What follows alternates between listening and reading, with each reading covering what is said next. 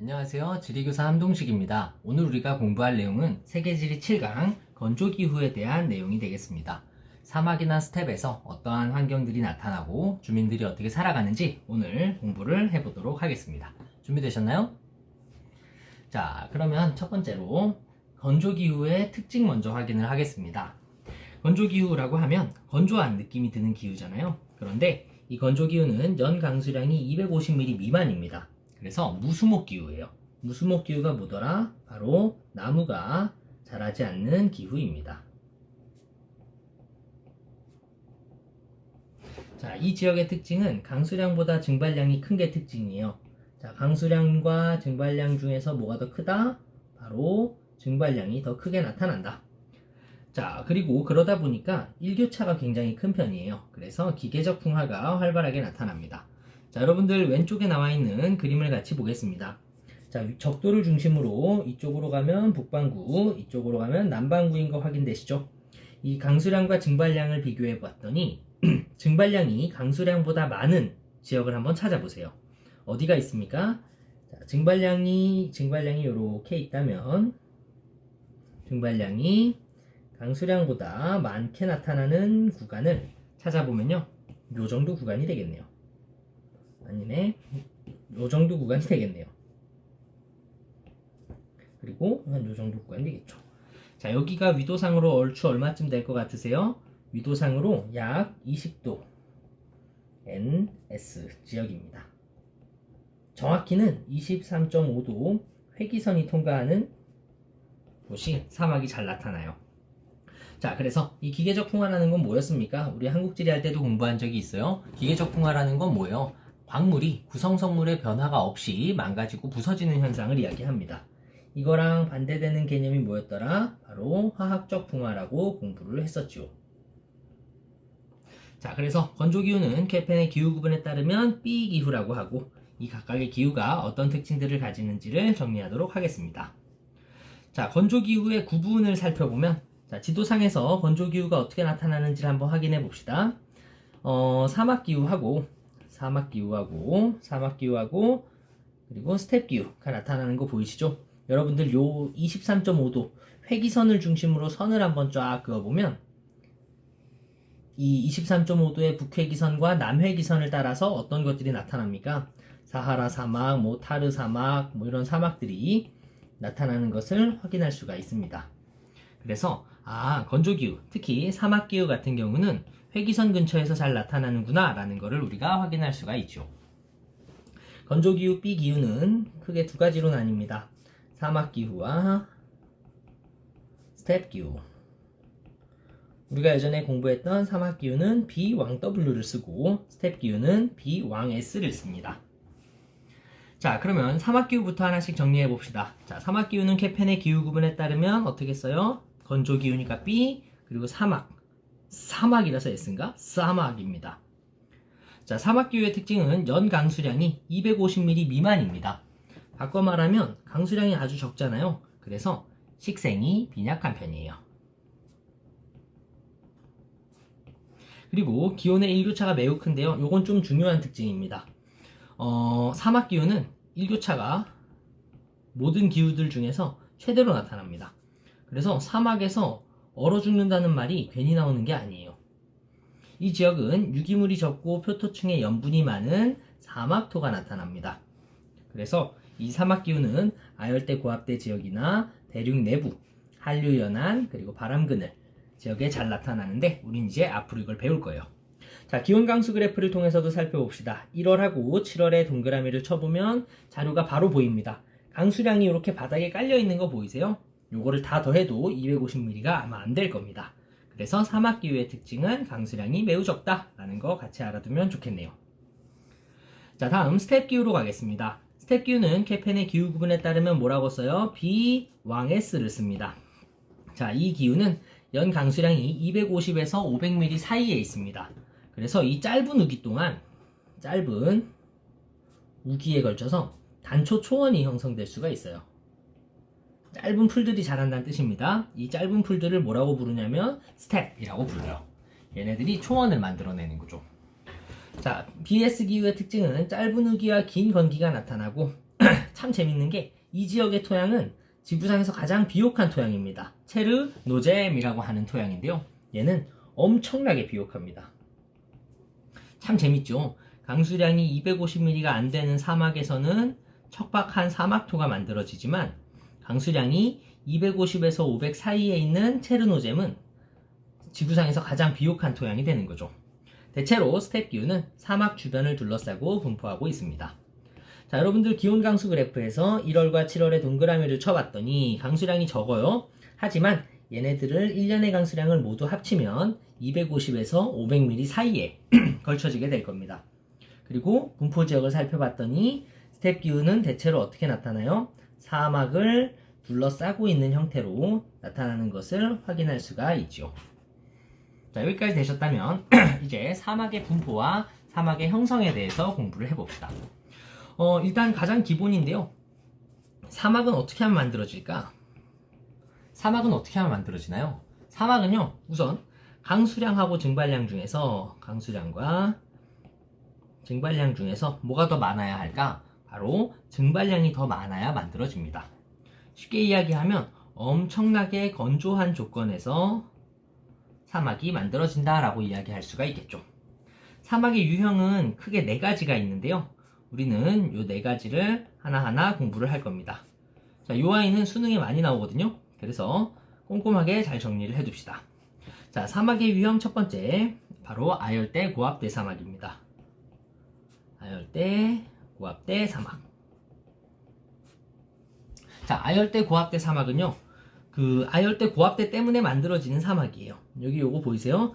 고기압은 어떤 기류 특징이 있습니까? 고기압은 공기가 누르는 힘이 강해서 하강기류가 잘 만들어지죠. 하강기류에서는 사막이 만들어지게 되는데 이때 만들어지는 게 아열대 고압대 사막입니다. 우리가 일반적으로 그 위도 23.5도 선을 그어보면 나타나는 사막들이 대체로 아열대 고압대 사막이에요. 뭐 대표적인 사막들을 여러분들 여기에서 표시를 좀 해주겠습니다.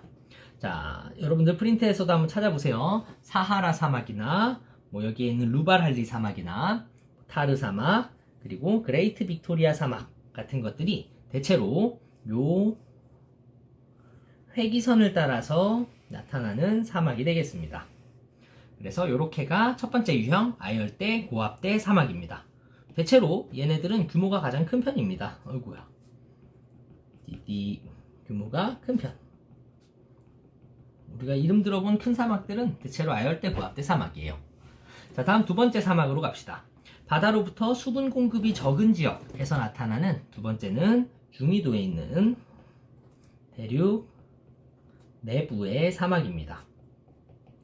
자, 뭐 온대 사막이라고도 부르는데요.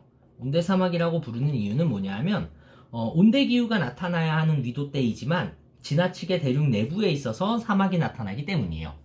자, 무슨 말이냐 하면 바다와의 거리가 멀어요. 바다와 거리가 멀어서 수분 공급이 안 되는 거죠.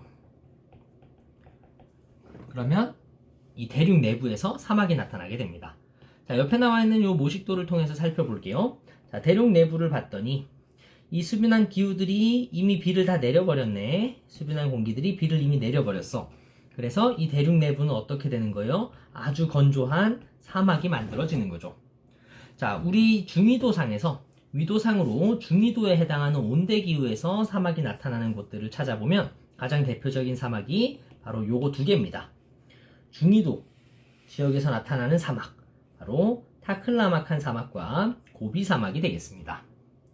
자, 타클라마칸 사막과 고비 사막은 어떤 사막이다? 중위도에 나타나는 온대 사막이다 라고 정리해두면 되겠네요. 자, 다음 세 번째로 가겠습니다. 자, 세 번째 사막은 이게 제일 중요한 사막이에요. 왜냐? 신기반기하거든요. 자, 한번 봅시다. 이름은 한류 사막이라고 해요. 세 번째죠. 원래 바닷가 근처에 있으면 수변하잖아요. 그런데 얘네는 어떤 원리로 만들어지냐 하면 차가운 바닷물이에요.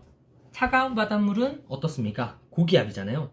물이 차가우니까 아래로 가라앉는 힘이 강한 거죠. 그래서 대기가 안정돼서 상승기류가 생기지 않습니다. 찬 공기는 흘러와요. 쉽게 이야기하면 안개는 엄청나게 많이 끼지만 얘네가 비가 되게 안 되게 비가 되지 않습니다.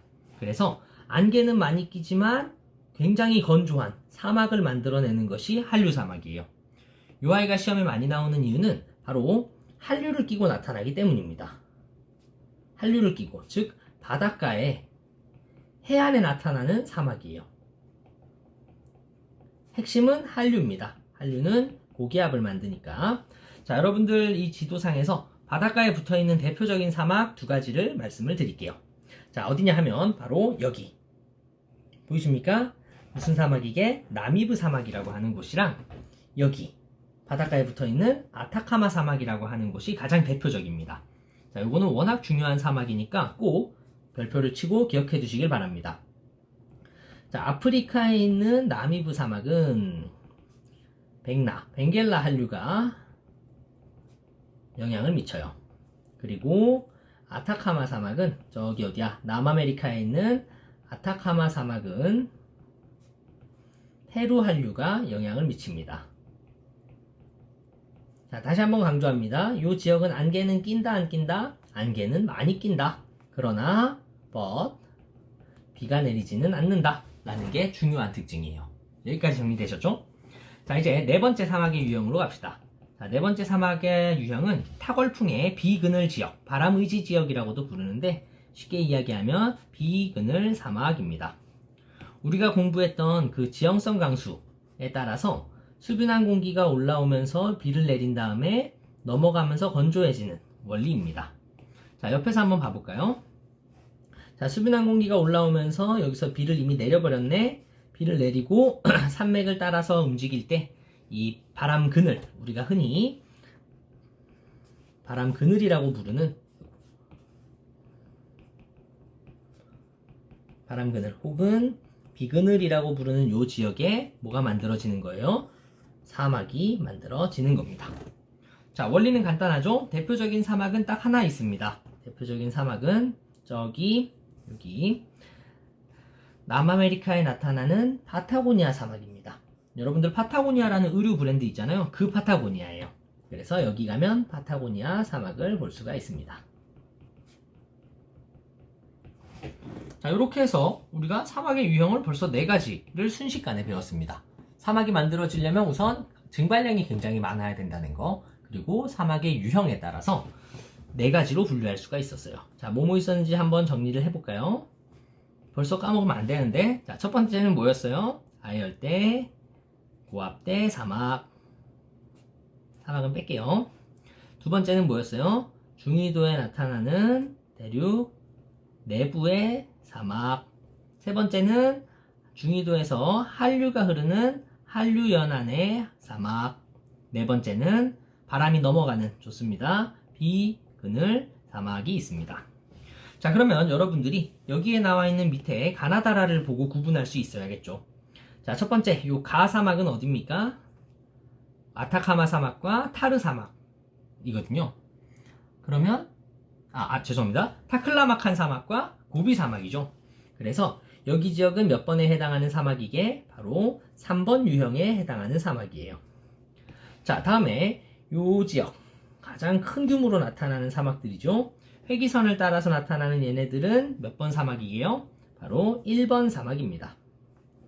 자, 다음에 다라고 되어 있는 요 지역에서 나타나는 사막과 요 지역에서 나타나는 사막, 얘네는 뭐 때문에 만들어지는 거예요? 바로 한류연안의 사막이죠. 요거가 잘못돼서 여러분이 불편했겠다.